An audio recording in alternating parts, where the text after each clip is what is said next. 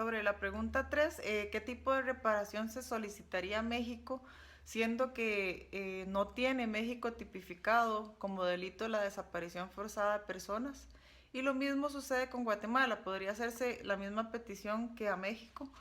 Bueno, yo propondría que tanto a México como a Guatemala se le debería pedir como reparación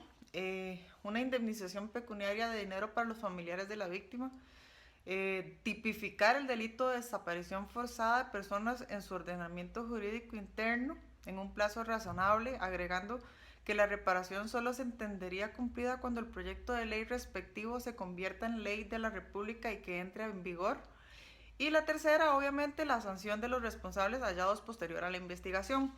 De acuerdo al libro, la bibliografía del curso, quisiera leer algo que extraje de ahí sobre el tipo de reparación integral que me parece interesante considerar para la respuesta a esta pregunta. Normalmente la reparación consistirá en una indemnización pecuniaria, pero una reparación integral requiere de otras modalidades, y aquí vamos a extraer un poco de jurisprudencia de la Corte. Es importante para la jurisprudencia sobre reparaciones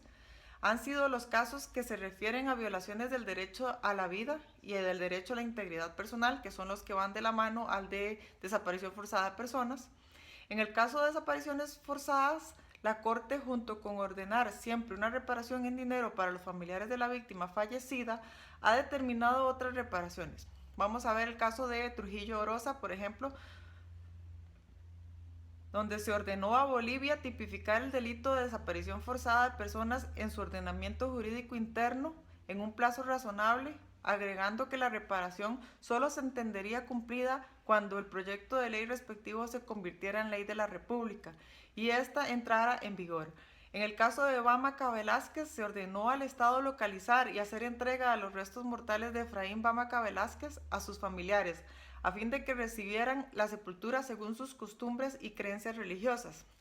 añadiéndose que el Estado debía realizar las exhumaciones en presencia de los familiares y entregar a ellos dichos restos, asegurando el traslado de los mismos al lugar de elección de los familiares sin costo alguno para ellos. Todo esto teniendo en consideración que el señor Bámaca pertenecía a la cultura maya, en la cual se cree que las honras fúnebres aseguran la posibilidad de un reencuentro entre los vivos, la persona fallecida y los antepasados fallecidos. En casos referentes a otras violaciones, también la reparación tiene aspectos interesantes. Por ejemplo, en el caso de Yamata, la Corte decidió que se habían violado por una parte los artículos 8, que es las garantías judiciales, y 25, que es el recurso judicial, y por otra parte el artículo 23, que es derechos políticos, y 24, que es igualdad ante la ley, en perjuicio de una serie de candidatos a alcaldes y vicealcaldes y municipales propuestos por Yamata, un partido político indígena, para las elecciones municipales del 2000 en las regiones autónomas del Atlántico Norte y Atlántico Sur. Como formas de reparación de estas violaciones se ordenó la publicidad del fallo, tanto por escrito como a través de las radios comunitarias de las regiones, la adopción, dentro de un plazo razonable, de las medidas legislativas necesarias para establecer un recurso judicial sencillo, rápido y efectivo que permitiera controlar las decisiones del Consejo Supremo Electoral que afecten derechos humanos, tales como los derechos políticos, con observancia de las garantías legales y convencionales respectivas y la derogación de las normas existentes que impedían la interposición de este recurso, la obligación de reformar la Ley Electoral número 331 del 2000 y la regulación de los requisitos dispuestos en la Ley Electoral número 331 de 2000 declarados violatorios de la Convención, adoptando, y dice, las medidas necesarias para que los integrantes de las comunidades indígenas y étnicas puedan participar en los procesos electorales en forma electiva y tomando en cuenta sus tradiciones, usos y costumbres en el marco de la sociedad democrática. Los requisitos que se establezcan deben permitir y fomentar que los miembros de esas comunidades cuenten con una representación adecuada que les permita intervenir en los procesos de decisión sobre las cuestiones nacionales que conciernen a la sociedad en su conjunto y los asuntos particulares que atañen a dichas comunidades, por lo que dichos requisitos no deberán constituir obstáculos a dicha participación política.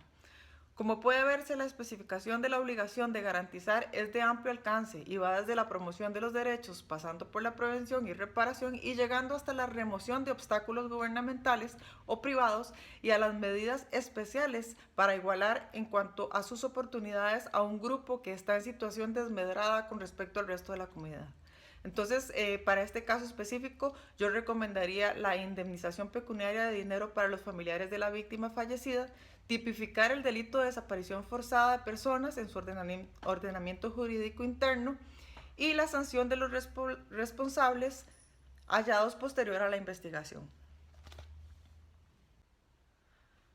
La siguiente pregunta dice, en su condición de juez de la Corte Interamericana de Derechos Humanos, ¿cómo fallaría el caso en autos conocido? Bueno, en este momento del caso, el proceso debe seguir admitiendo las excepciones preliminares de parte de ambos estados que alegan la falta de agotamiento de los recursos internos. Entonces todavía no se podría fallar o finalizar el proceso porque está va a empezar en un tema donde el Estado tiene que demostrar que realmente se agotaron todas las instancias, y voy a leer sobre lo que extraje también del libro, interesante.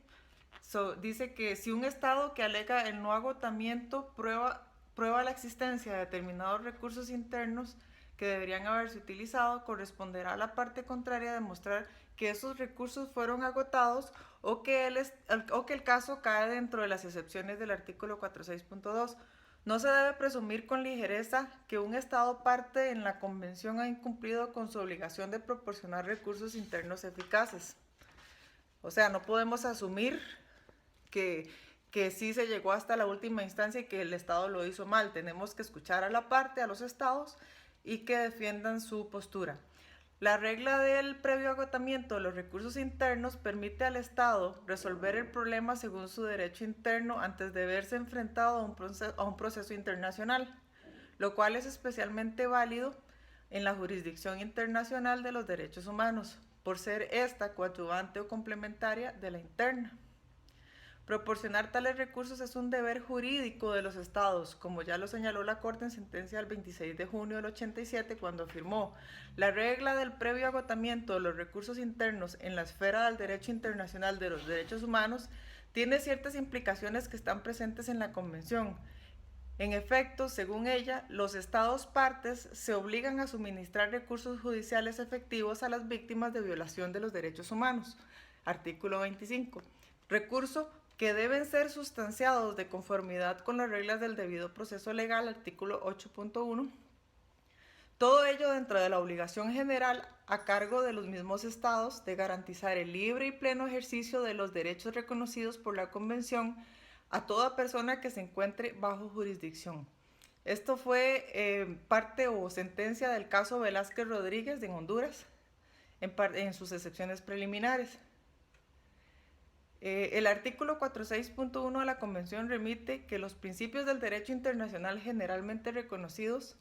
esos principios no se refieren solo a la existencia formal de tales recursos, sino también a que estos sean adecuados y efectivos como resultado de las excepciones contempladas en el artículo 46.2.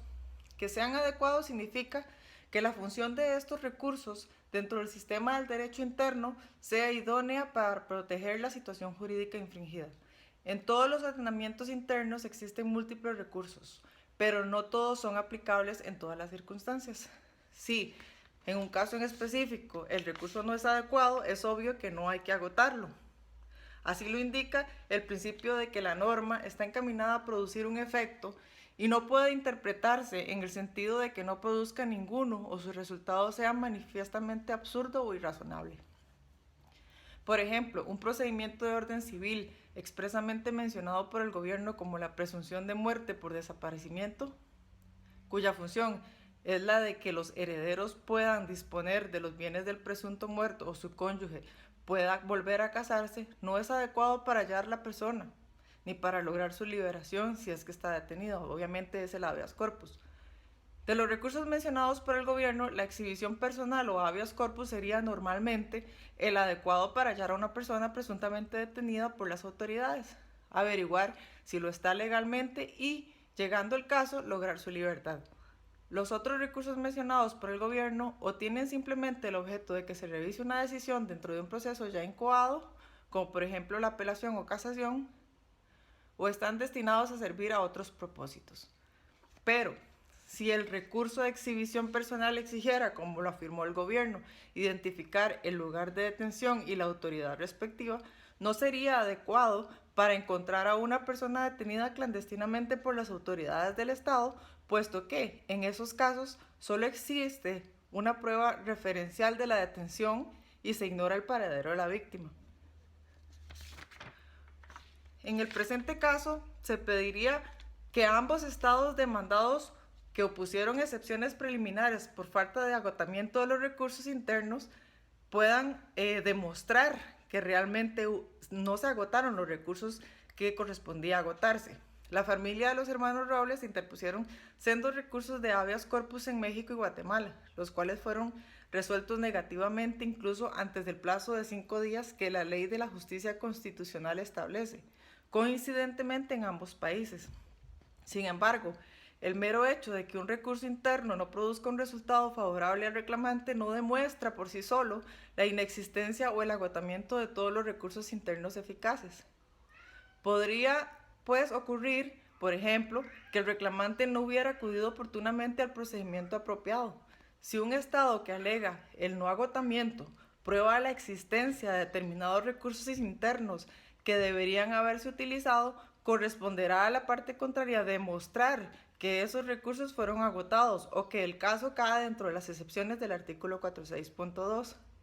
No se debe presumir con ligereza que un Estado parte en la Convención ha incumplido con su obligación de probar o de proporcionar recursos internos eficaces. Y la última pregunta que dice que a modo de conclusión, ¿qué derechos humanos fueron conculcados a los hermanos Robles? Explique detalladamente. Para los hermanos, más bien primos Robles,